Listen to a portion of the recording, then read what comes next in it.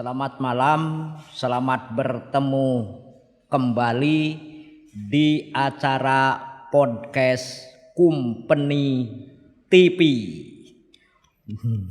Podcast ini diselenggarakan dalam rangka pameran Art on Paper di Kumpeni Art Space yang berlokasi di Kumpeni Kopi and Es Krim Noto Prajan Ngampilan Jogja.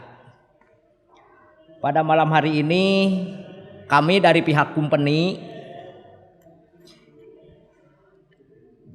bermaksud menggali, membongkar senior saya sendiri Bang Rizal Misilu. Saya sudah lama berteman dengan Bang Rizal itu. Beliau di ISI Yogyakarta dulu angkatan 91, tidak pernah berkenalan, tahu-tahu akrab sampai sekarang. Dan keakraban ini tidak pernah diselingi oleh pertengkaran. Ya Bang Rizal, makasih sudah datang ke sini. Ada satu hal yang membuat saya penasaran. Karena Bang Rizal ini dulu di desain, bergerak di desain komunikasi visual yang dikenal dengan Diskompis kalau di ISI Yogyakarta.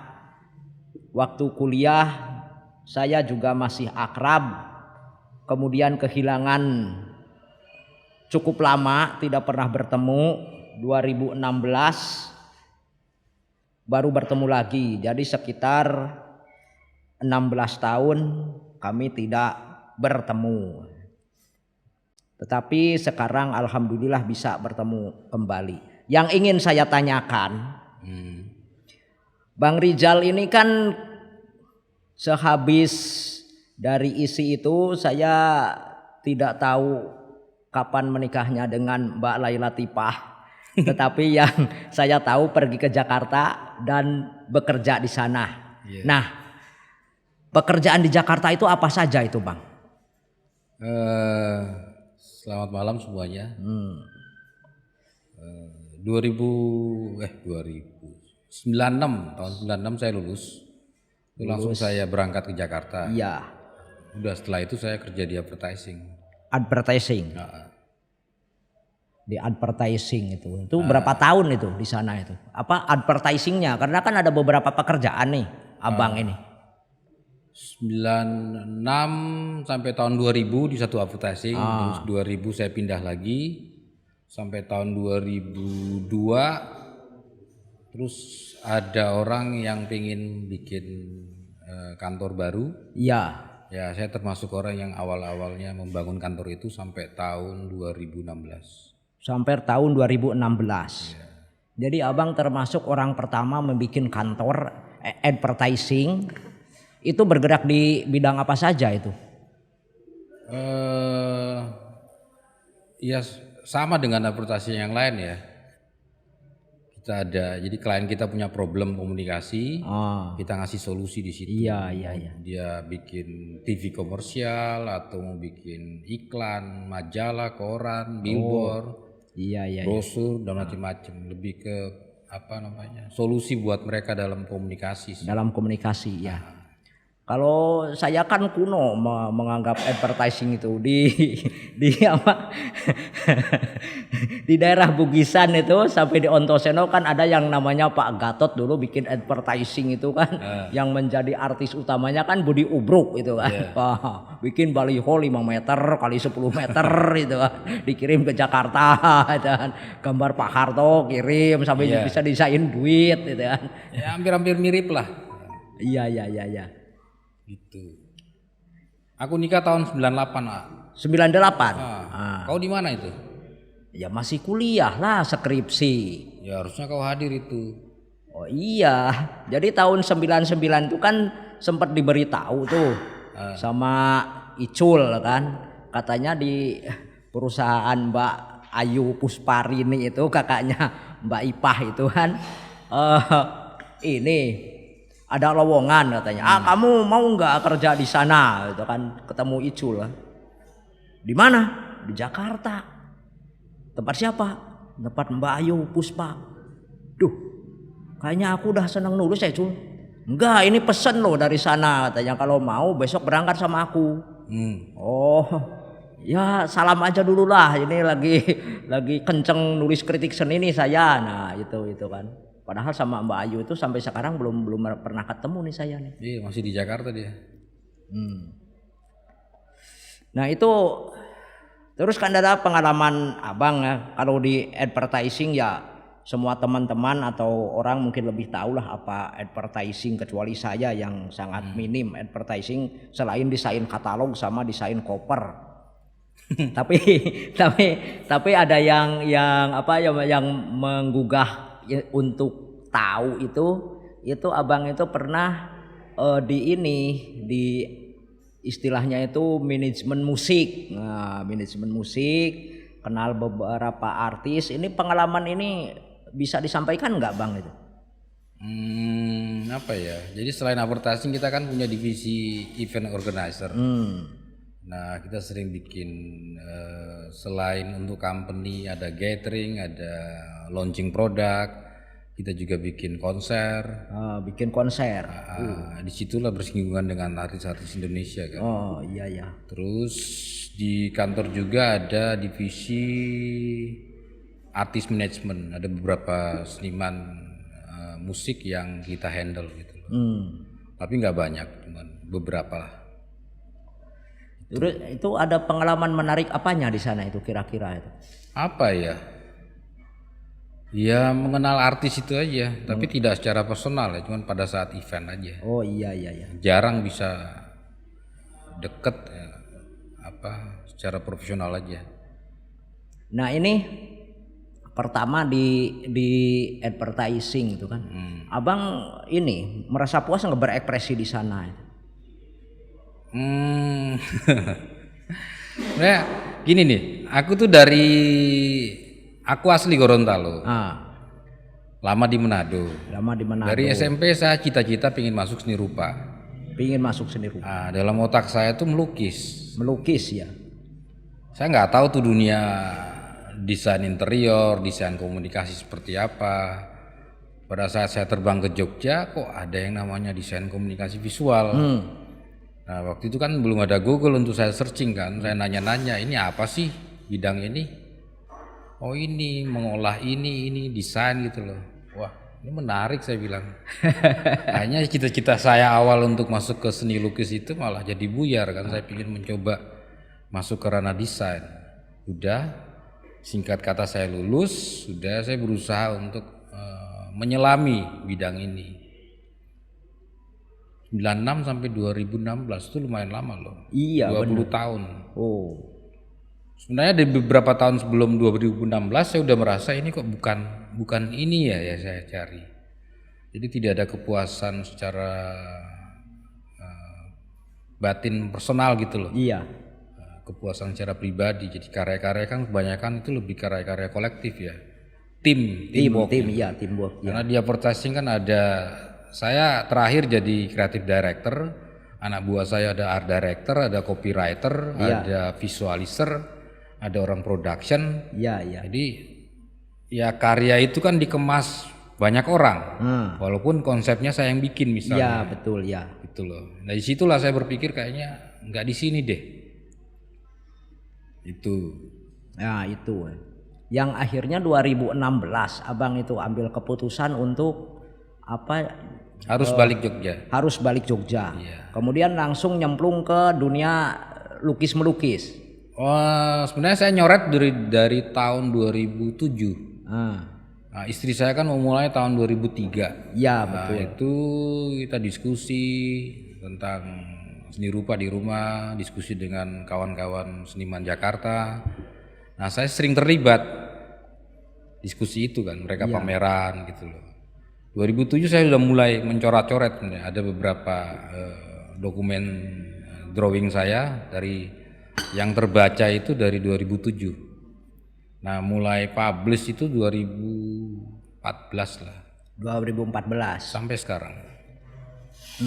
Mungkin di sini kan ada pertempuran batin nih. 2014 Abang masih di Jakarta. Apakah masih bekerja mencari gaji itu apa enggak? Saya juga masih ya, masih terhandle itu ya kebutuhan ya. Ya. Benar. Kemudian 2016 total di sini itu ada pertempuran batin kan di sini kan dengan keputusan itu. Batin sih enggak ya. Enggak. Cuman mungkin ya sebelumnya saya punya gaji, setelah ini kan enggak.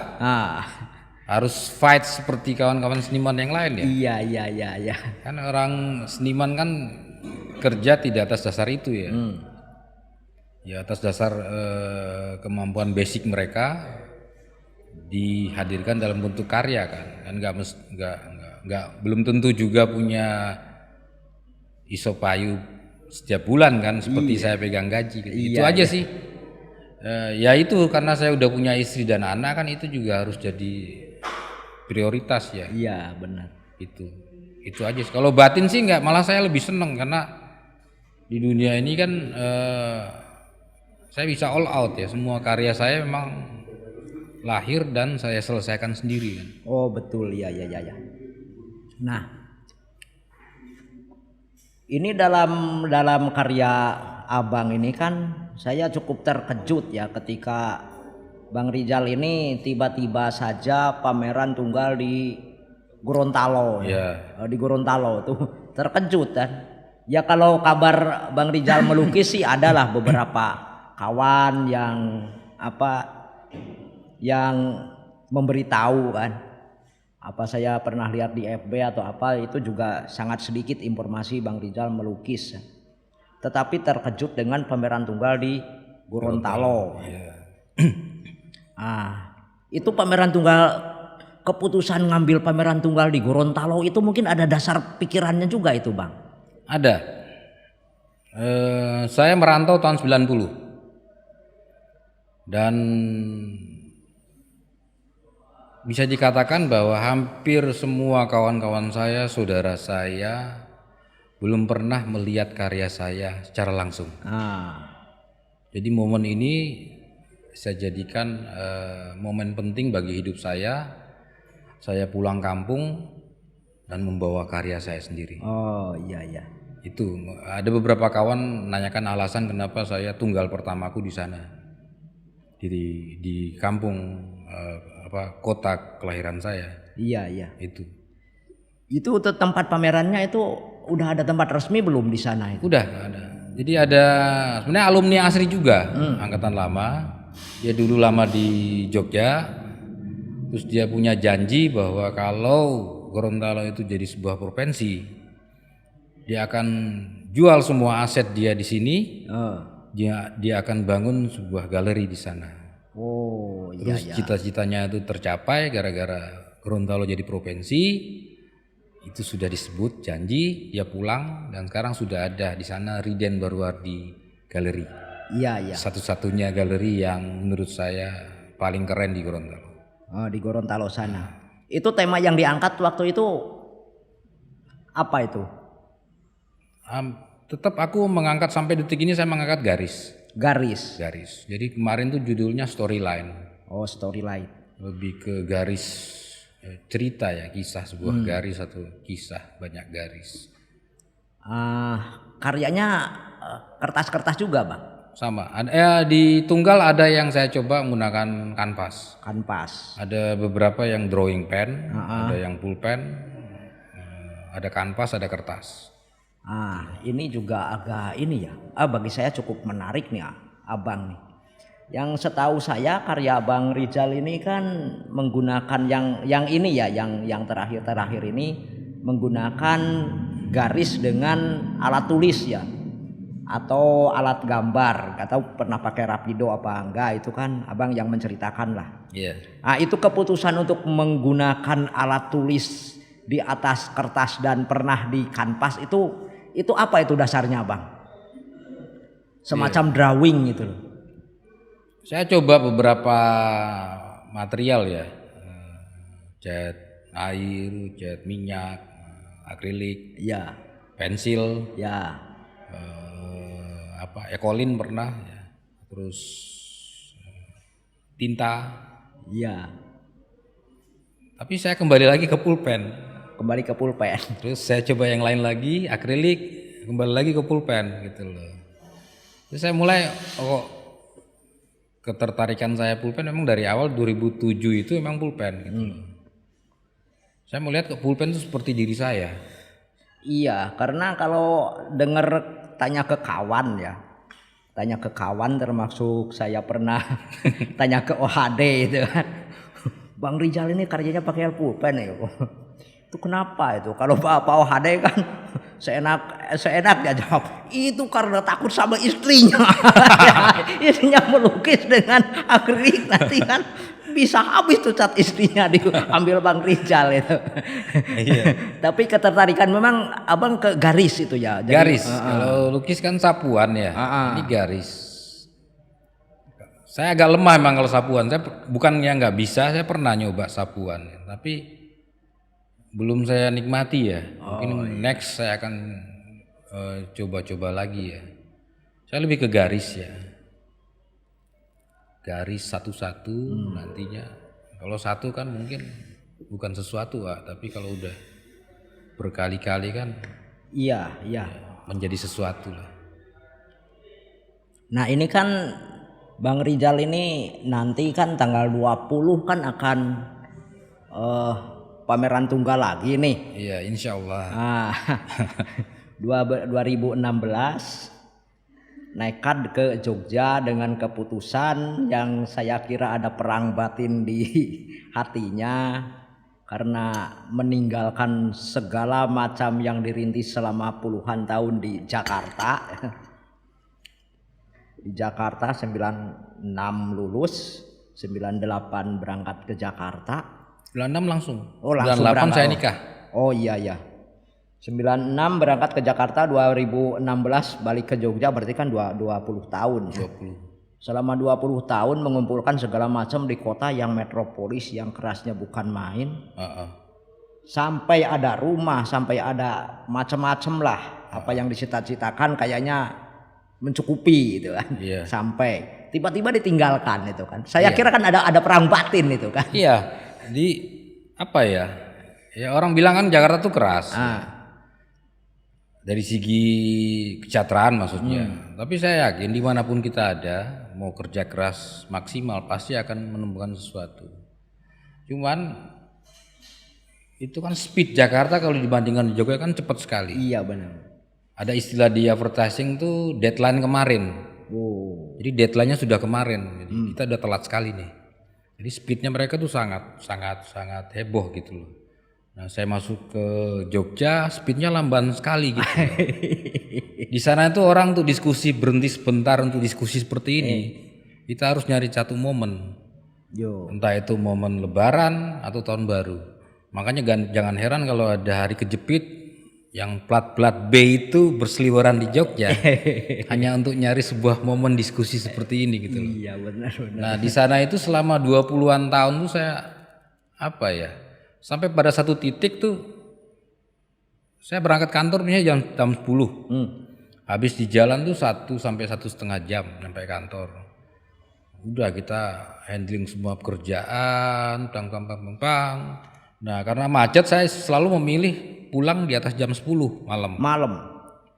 Nah, biasanya sampai rumah tuh sekitar jam 11, jam 12 bahkan pernah jam 1. Anak-anak sudah tidur. Udah tidur semua. Jadi saya tinggal sendirian, buka pintu, nyalain TV kayak orang bingung, udah pindah-pindah channel tuh otaknya nggak tahu gimana gitu. Udah, setelah itu ketiduran dan itu setiap hari, everyday seperti itu. Iya, jadi rutinitas. Itu saya berbincang dengan istri saya, sebenarnya apa yang kita cari gitu. Kalau kita gini terus kayaknya bisa gila gitu. Jadi orang-orang pecinta rekreasi di sana itu ya mereka ngelihat tuh misalnya Jumat kejepit, Sabtu Minggu, wah mereka berbondong-bondong untuk kemana-mana. Iya. Target paling dekat kan di Puncak, Bandung, Jogja, Bali, bahkan ada yang keluar negeri hanya untuk nyari 1-2 hari hahaha ini. Iya benar ya. Begitu mahal itu. Itu mungkin itu yang membuat saya berani mengambil keputusan, dan kebetulan juga kan istri asli sini, jadi kita nggak begitu lama untuk memahami environment Jogja lagi gitu. Iya benar. Kawan juga banyak gitu loh. Itu aja. Nah ya, kemudian kembali ke masalah garis ya. Apalagi yang diangkat di pameran tunggal besok kan masalah garis. Iya. Tadi di Gorontalo itu garis apa tadi itunya? Storyline. Storyline. Jadi ya cerita ya, tentang cerita. Tapi yang besok itu garis apa, melingkar. Judulnya Lingkaran. Lingkaran. Tapi kata abang kan melingkarnya ke kiri nih. Iya. Prasawiya. Nah, kalau di candi itu kan ada pemahaman yang melingkar ke kiri ini kan bisa dikatakan nggak boleh ya. Iya. Nah, harusnya melingkar ke kanan. Di alun-alun selatan juga. Saya itu kalau nyepedah balik ke kiri di ini, balik mas ke sana, jangan mentang-mentang lama di sini kok enak aja, balik harus ke sini, ke kanan katanya. Nah, abang itu kok ngambil ke kiri itu gimana bang? Pradaksina itu kan, mengelilingi candi ke arah kanan. Gitu. Awalnya saya pingin garis ya, garis melingkar. Saya coba-coba dulu kanan dan kiri. Iya. Nyamannya ke kiri. Ke kiri nyamannya. Nyamannya saya, tangan saya ya. Terus saya terusin kan. Terus ada yang ngomong, sebenarnya ini nggak sadar saya. Ada yang ngomong, kamu ke kiri apa ke kanan? Saya bilang ke kiri. Terus tiba-tiba nyeletup, dia bilang itu kan putaran bumi. Oh iya. Itu tawaf. Oh iya. Oh oke, dia bilang gitu. Jadi itu akhirnya dia membantu menguatkan saya ke kiri gitu. Ke kiri. Iya. Memang ada banyak perputaran bumi kan sebenarnya. Banyak pengetahuan. Berlawanan dengan jam kan. Iya benar. Iya. Tawaf juga ke kiri lah. Tawaf tuh ke kiri ya? Kiri. Berarti ya. Pradaksina ke kanan, tawaf ke kiri. Iya kalau itu. Baru tahu aku, belum pernah tawaf sih.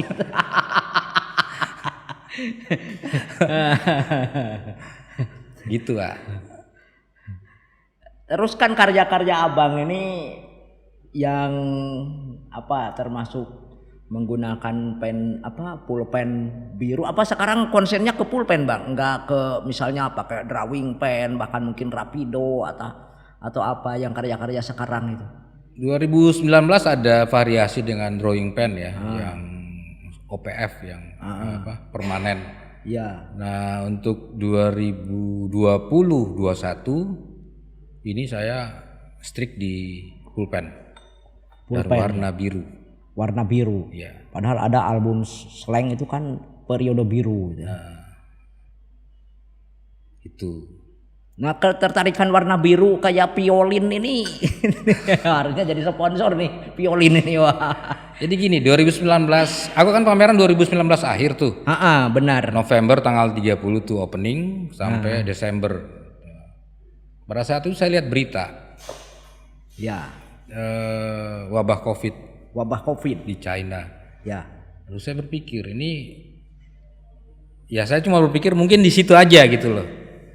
Nah tahun Januari 2020 saya pulang kan dari Gorontalo ke Jogja, kok saya melihat pergerakan penyakit ini menggila gitu kemana-mana. Dan kita diberlakukan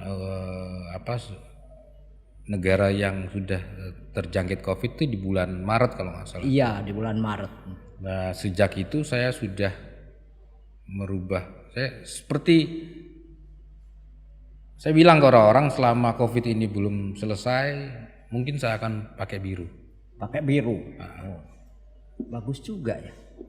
Tapi nanti ketika COVID selesai abang pakai tinta merah. Ya, mungkin ada merah, hijau juga ada kan? Hijau. Sebenarnya pulpen ini macam-macam, Pak. Aku udah pernah lihat. Ya. Ada satu toko yang saya lihat dia punya coklat. Punya coklat juga. Dia punya orange, kuning, hijaunya ada berapa pilihan, Birunya juga ada beberapa pilihan. Waduh. Aku bilang menarik. Nah, cuman aku belum tahu apakah pigmen pulpen ini yang kan kalau biru sama merah hitam sudah saya coba. Iya. Nah, kalau merah sama yang lain yang warna-warna terang ini apakah dia kuat apa tidak? Emang ini termasuk material yang riskan kata. Yang riskan ya. Tapi abang nggak dicoba secara teknis nih ya, dipakai pelapis itu kayak clear atau apa kan? Udah. Iya, ada yang clear Siken atau clear apa Royal Talent kan itu cukup kuat untuk itu kan. Ada yang anak saya nelpon. Ya di ini juga diangkat, enggak apa-apa, santai aja, angkat dulu lah. Ya. Halo Mir, Papa lagi syuting. Wah. Bentar, Papa lagi syuting. Ya. Besok dikirim filmnya. Iya.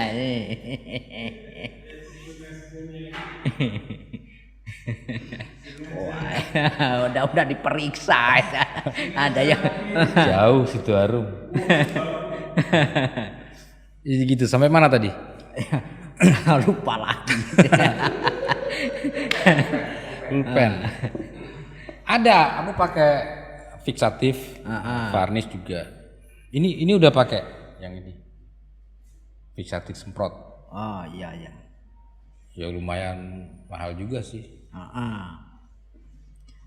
Itu kan di beberapa karya ya yang saya lihat itu abang ini mengangkat semacam objek, tapi juga ada yang semi abstrak kalau menurut saya. Iya. Itu secara esensi kan, atau bukan esensi lah, perwujudan secara konsepnya abang itu apa itu konsep perwujudannya tuh, perencanaannya piye? Nah sekarang ini kan gini ya, dulu kan aku di dunia ranah desain, itu kan selalu terkonsep dari awal. Iya. Kesininya saya berusaha untuk merubah total cara berpikir saya. Merubah total cara berpikir. Jadi kalau aku bertanya pada orang lain, kamu kalau ngelukis dalam otakmu tuh apa? Nggak ada katanya. Dia hanya di-trigger oleh satu keinginan, misalnya judul. Iya benar. Nah, dia bergerak di kanvas, dia melahirkan itu. Iya. Saya enggak. Sudah jadi di otak. Sudah itu jadi di pola otak. desain seperti itu. Iya, pola-pola desain otak, memang begitu. Iya benar. Saya berusaha untuk merombak itu, mencoba untuk jangan sampai di otak saya itu ada isinya dan saya tuangkan. Nah, sekarang ini seperti itu, just do it gitu, just nyoret aja. Iya benar. Jadi kan nggak tahu kan nanti karyanya akan jadi apa ya. Nah di 2019 saya kan masih proses, makanya masih suka ada bentukan-bentukan yang nyata seperti ini, yang hitam ini.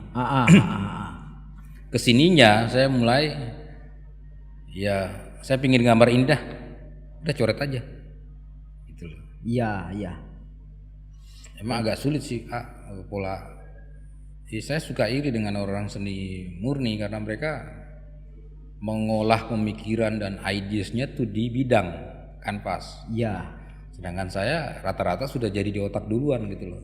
Sudah jadi di otak duluan. Konsep abang tuh awalnya sudah jadi di otak duluan ya. Nah, tinggal dituangkan kan. Tinggal di print maksudnya. Iya, tinggal di print ya. Tetapi sekarang berusaha merombak pemikiran itu. Berusaha untuk lebih ada diskusi lah saya dengan bidang itu. Dengan karyanya itu ya.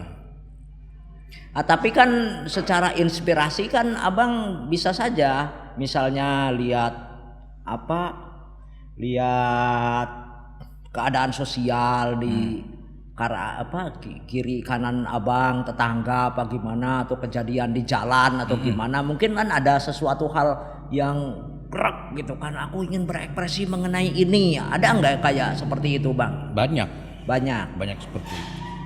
Kemudian abang juga pernah mengekspresikan seperti itu. Iya. Ya seperti yang dihadirkan di sini kan, ini ada contoh satu karya yang isinya separuh kosong. Orang kan selalu memilih untuk jadi separuh isi kan. Iya. Optimisme. Separuh kosong itu kan orang-orang yang pesimis. separuh kosong ya. Tapi yang palu yang mirip kampak tuh kayaknya. Nah iya itu 2019 ah. Pertempuran terakhir ya. Itu pertempuran terakhir. Ini termasuk gara-gara apa ya, momentum saya pindah ke Jogja. Maybe this is the last gitu. Di ranah seni rupa ini adalah yang terakhir gitu. Dari proses pencarian saya pingin jadi sesuatu ya. Iya. Mungkin itu yang melahirkan karya itu. Iya.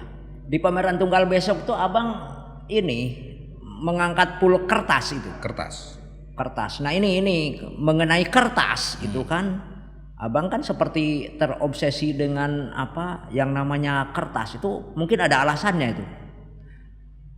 Sebenarnya pingin explore kanvas atau bidang-bidang yang lain kan. Cuman sekarang ini kan pulpen saya itu masih bisa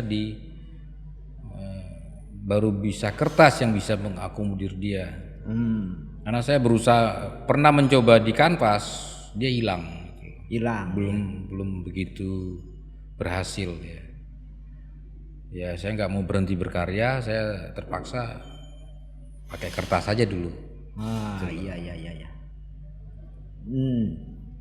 Ini kan dengan kertas, tapi untuk di negeri kita ini kan rata-rata ya yang kertas itu mendapat sebutan istilah drawing gitu kan.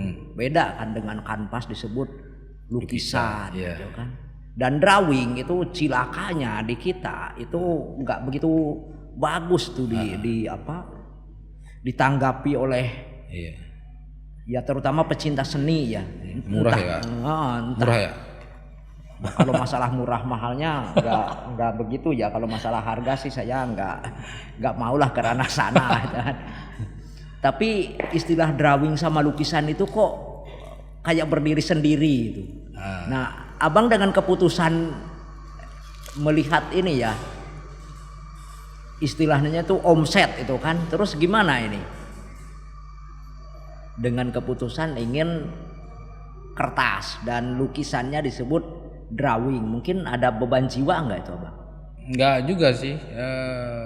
Apa ya? Memang beberapa orang juga ngomong ke saya sebaiknya lebih punya nilai itu di kanvas. Saya bilang saya lagi berproses gitu loh. Saya juga akan menuju ke situ, kanvas. Mungkin maybe next. Misalnya saya udah sebenarnya kalau kanvas tuh kalau saya pakai yang drawing pen sudah selesai. Sudah selesai ya bang. Cuman kan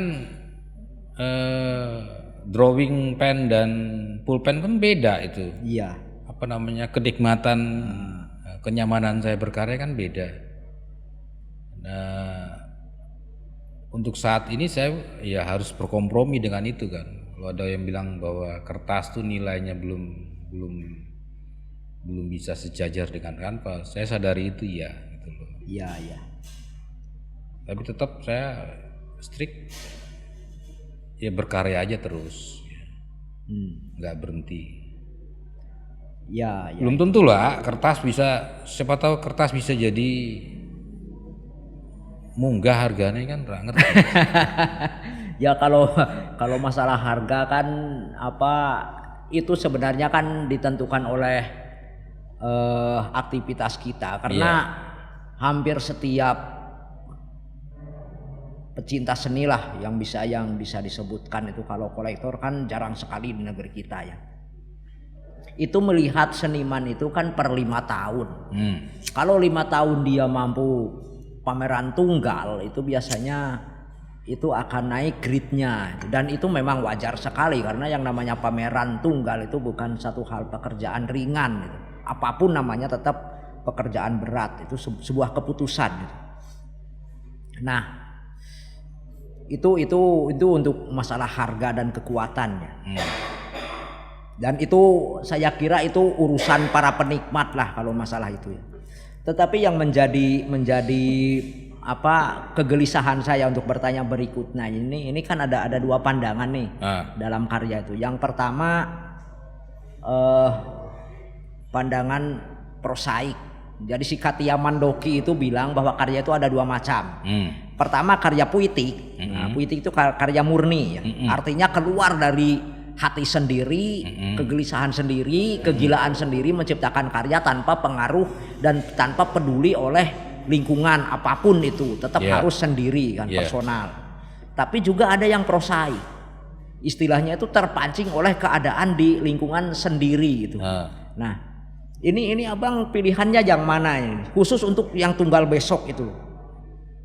Dua-duanya malah. Ada dua-duanya. Ada dari lingkungan. Iya. Ada pendapat saya pribadi. Ada juga ya saya bergaul karena bergaul. Banyak pendapat di luar yang saya rangkum jadi satu, menjadi satu kesimpulan kan. Iya, kesimpulan. Ada juga yang menjadi sebuah tanda tanya karena itu kan pendapat saya sendiri gitu. Iya. Ya seperti lingkaran ke kiri itu kan secara nggak sadar ada yang mengatakan, Sal, kamu tuh seperti sedang berzikir. Sedang berzikir. Dapat ideas baru tuh. Hanya muncul nanti saya ada seri zikir di situ. Ada seri zikir ya. Itu kan berarti kan saya mendapat ide dari luar ya. Iya. Ada diskusi, dia nanya arah saya. Dari situ malah menjadi pemicu saya untuk membuat itu kan. Membuat karya-karya istilahnya ada prosaiknya ya, ada istilahnya sosialnya itu ya. Iya, karena saya menganggap bahwa seorang perupa atau seniman itu enggak melulu dia di studio kan. Ada baiknya dia juga punya gesekan-gesekan di luar kan. Iya. Untuk mempertajam pendapat dia ya. Aku butuh gesekan itu karena apa? Hakikatnya kan saya berusaha memindahkan energi saya ke dalam bidang ini kan. Iya benar. Ya energi saya tuh harus benar-benar matang dan cukup kan.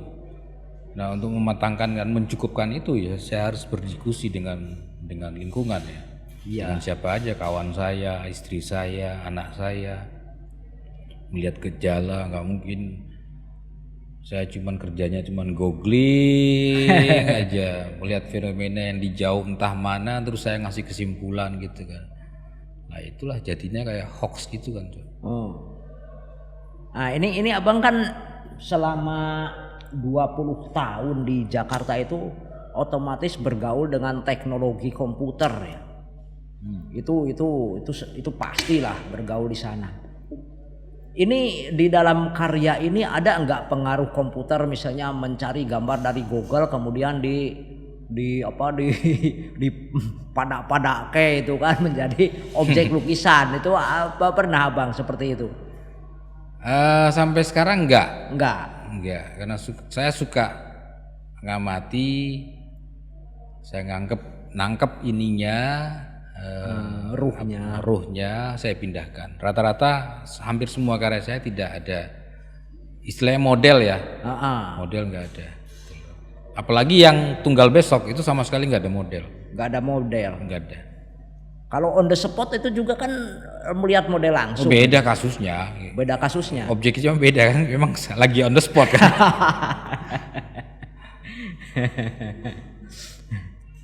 Ya cenderung karya-karya personal saya memang kecenderungannya tidak on the spot, gitu loh.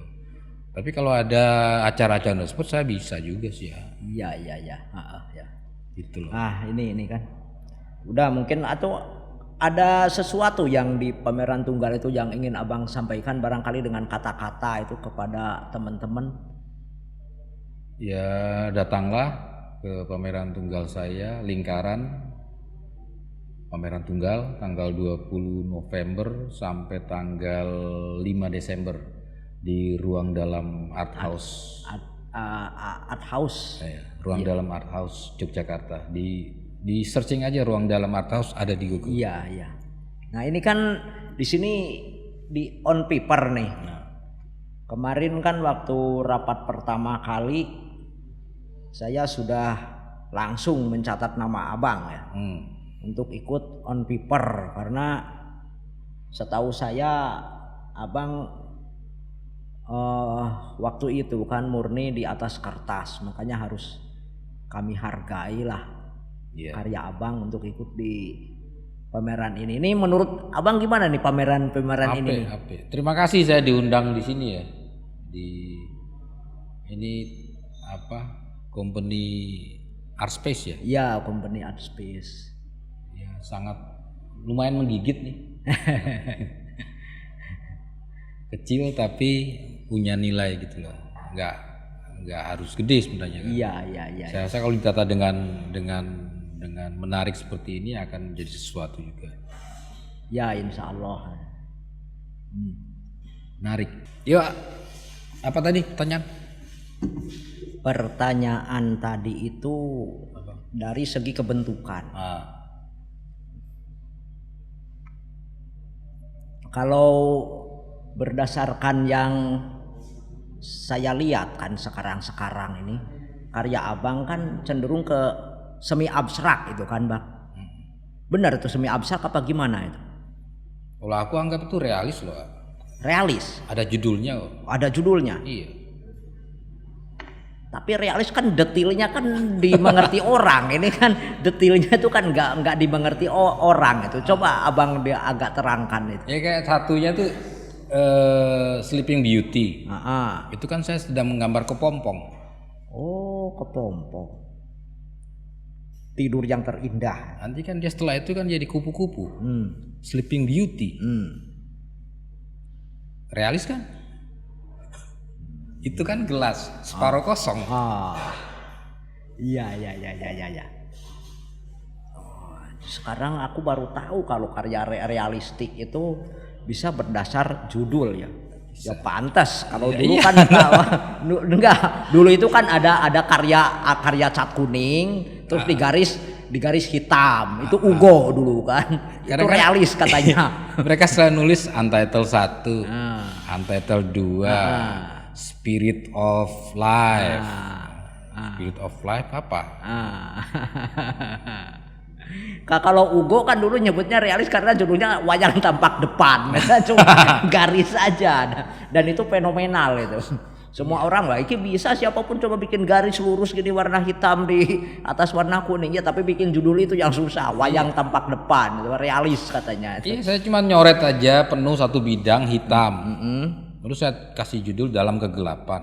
Dalam Kegelapan. Terus ditanya itu abstrak mas, itu realis. Oh realis. Itu alam kegelapan. Alam. Coba aja lihat. Nah ini kan, ini ada satu hal yang perlu dipikirkan dengan cara ini ya. Realis tuh? Realis benar. Jadi ada ranah baru nih dalam hal kebentukan karya. Nah.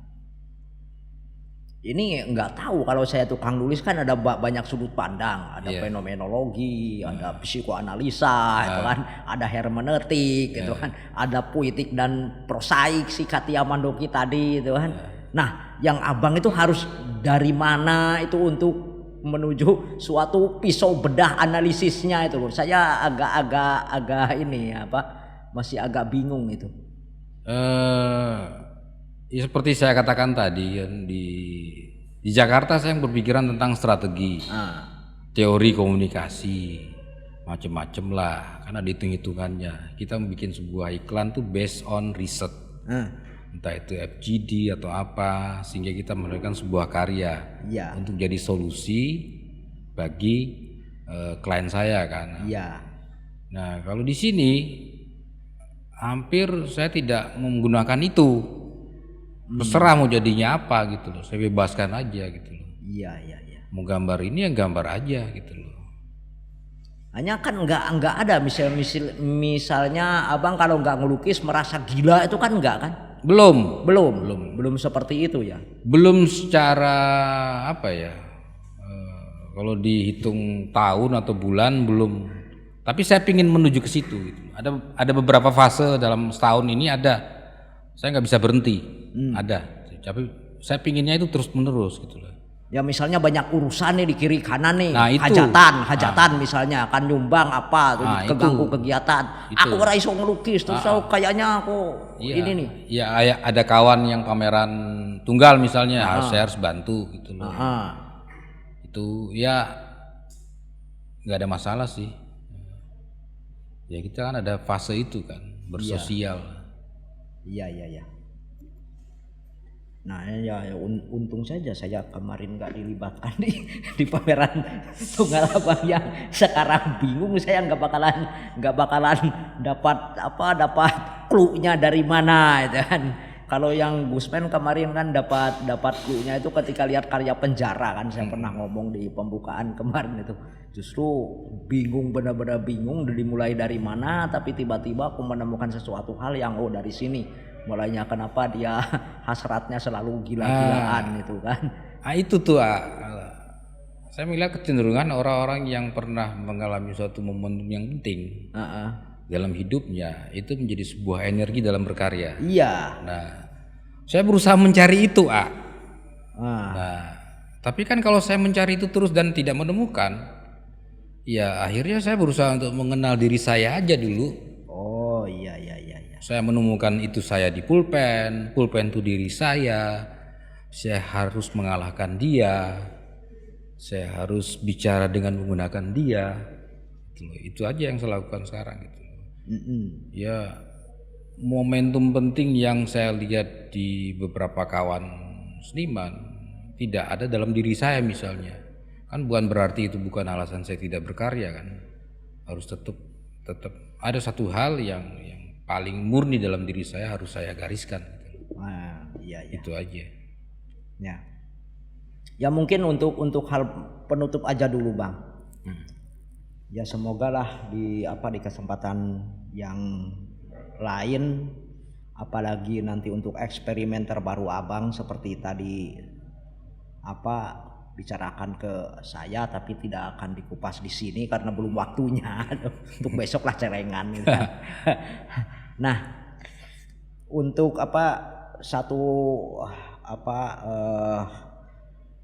pertanyaan iki loh, dari tadi kamu nggak mengkritik aku kenapa? Wah ini jadi dua pertanyaan ini. Ya Ra? Iya. Gue pengen kritikan loh, gue. Iya ya, aku ini padahal lagi bikin mau menghidupkan lagi kritik seni ya. Aku perlu dikritik loh.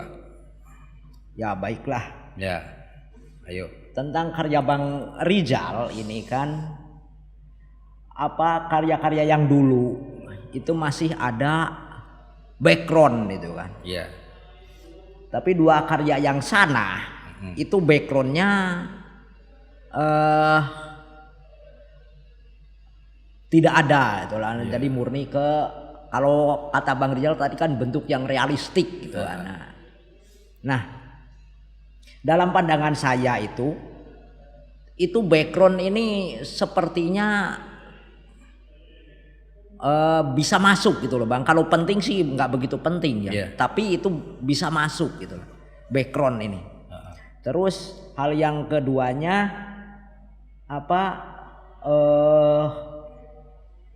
pencahayaan itu kan. Pencahayaan itu untuk karya Abang yang 2019 itu sudah full, bisa diterima oleh siapapun.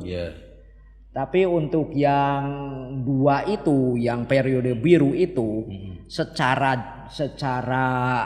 pewarnaan dan itu memang masuk sekali ya secara pewarnaan. Misalnya pulpen biru itu lebih enak dipandang dan lebih masuk lah. Secara estetik itu lebih masuk ke hati gitu kan. Tapi background sepertinya penting gitu kan. Untuk yang besok tunggal memang banyak seperti itu ya, single visual. Single visual. Di 2019 hampir semua itu pakai background. Iya. Hanya beberapa aja yang tidak menggunakan ya. Nah sekarang ini saya mencoba untuk bahwa yang berbicara yang saya hadirkan itu adalah bentukan garis saya itu sendiri gitu. Jadi tidak lagi berbicara masalah background, lebih cenderung ke single visual tadi gitu loh. Iya. Itu. Kalau ditanya orang kok nggak pakai background, sudah pernah saya coba pakai background. Saya coba sekarang ini tidak menggunakan background, jadi figur-figur yang saya hadirkan itu yang saya pingin angkat gitu loh. Iya. Terlepas dari background. Kalau saya bandingkan ya dengan karya Pupuk DP misalnya ya, salah satu master di Jogja itu selain Ugo kan Pupuk, terus Nasirun, Ubruk itu kan menjadi pijakan banyak orang ya. Sampai ada karya yang Ngugo itu kan, Mupuk gitu, Ngubruk itu kan, Ngasirun itu kan, sampai ada istilah-istilah itu ya. Nah itu di karya Pupuk DP misalnya dimulai dari masalah. Dan masalah di karya Pupuk DP ini nampak sekali di warna hitam. Jadi dia sebelum berkarya dia dimulai dengan masalah. Ini kritikan ke Abang ini. Nah, ada enggak di karya Abang itu yang dimulai dengan masalah itu? Aku tuh ada masalah, kalau enggak dilukiskan ini masalah kayaknya enggak selesai. Jadi selesainya tuh di lukisan itu. Misalnya bertengkar, misalnya konflik dengan Jatarohlah dengan anak yang mana itu, kalau enggak ngelukis enggak rampung. Kalau aku kan punya konflik besar itu, kalau bertengkar dengan si Set itu pasti jadi karya cerpen, novel itu kan pastilah. Tapi cuma dengan dia gitu kan, bukan dengan yang lain kayaknya nggak bisa untuk berekspresi menjadi sebuah karya tulisan atau apa. Nah Abang kalau Pupuk DP kan jelas punya masalah baru dia melukis, nggak punya masalah dia nggak bisa itu. Apa ya? Ini pertanyaan sulit. Ini bukan kritikan nih. Soalnya di karya Abang yang lost background itu kan masalahnya nggak kelihatan gitu. Iya, sebenarnya ada masalah juga sih situ. Kalau dijembrengin secara kayak misalnya separuh kosong. Sebenarnya saya berbicara ke diri saya sendiri juga. Tentang kamu tuh orang optimis atau pesimis kamu. Dari sudut pandang mana kita berbicara kan. Ya paling banyak yang saya hadirkan besok tuh tunggal emang lebih ke problematika problem yang saya melihat dari situasi kayak family dan lingkungan gitu. Cuman memang seperti tadi saya katakan kan, ada beberapa orang yang punya pengalaman hidup, entah itu suffer atau menderita atau apa, itu menjadi sebuah amunisi penting ya. Seperti misalnya kawan Gusman, dia pernah punya problem atau momentum dia masuk dalam penjara. Itu sebuah trigger yang menarik untuk diungkapkan menjadi sebuah karya gitu. Apa perlu saya masuk penjara? Maksudnya gitu tuh. Baru saya dapat background kan. Maksudnya saya kalau lihat Gusman ini kan saya harus berusaha untuk mengolah apapun dalam diri saya untuk bisa menghasilkan sebuah karya kan. Ini yang penting kan. Saya kan belum tahu titik pembedahannya karya Abang. Kalau besok saya bukan GR ya, kalau besok disuruh bantu menerjemahkan karya Abang nggak bisa aku punya pijakan. Sekarang kan sudah jelas kan pijakannya dapat itu kan. Kayaknya saya lebih ke arah eksperimen. Jadi saya senang melihat sebuah fenomena, saya terapkan dalam diri saya, apakah itu bisa saya lahirkan dalam sebuah karya. Seperti saya cerita waktu saya diskusi tentang karya yang tadi lingkaran ke kiri, terus ada nyeletuk, itu zikir dong. Nah setelah sampai ke rumah saya tumpukin 20 kertas, dan saya udah mulai berzikir di situ. Setiap lembar tuh tanpa henti, nggak ada jeda. Nah sekarang kan Pak, besok saya pakai penulis Bambang Toko. Dia sempat bertanya gini, Zal, waktu kamu menarikkan garis sambil berzikir tadi itu, kamu ada nggak kamu berhenti, setelah itu kamu taruh, kamu kemana-mana, terus kamu perbaiki lagi gitu? Aku bilang enggak. Itu sudah selesai. Jadi sampai selesai Abang tuh bikin karya dari A sampai Z itu dalam satu kali bikin. Di zikir itu ada videonya kalau nanti. Jadi satu karya itu satu kali bikin itu. Satu kali bikin. Zikir itu satu kali. Terus lembar keduanya saya zikir juga. Nah di situ saya tahu bahwa kan ada orang suka bilang bahwa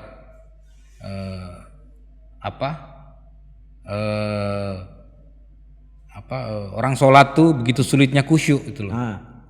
Sama juga pada saat saya zikir itu, nah kok ini enak nih jadi bentukan ini gitu loh. Iya. Nah, itu setannya itu.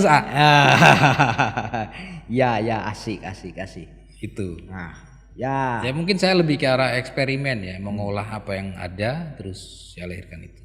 Oke. Ya, itulah salah satu kritikan supaya saya dapat pijakan bahwa untuk melihat membedah karya Abang itu satu-satunya yang saya dapatkan teori malam ini itu Katia Mandoki namanya. Oh iya.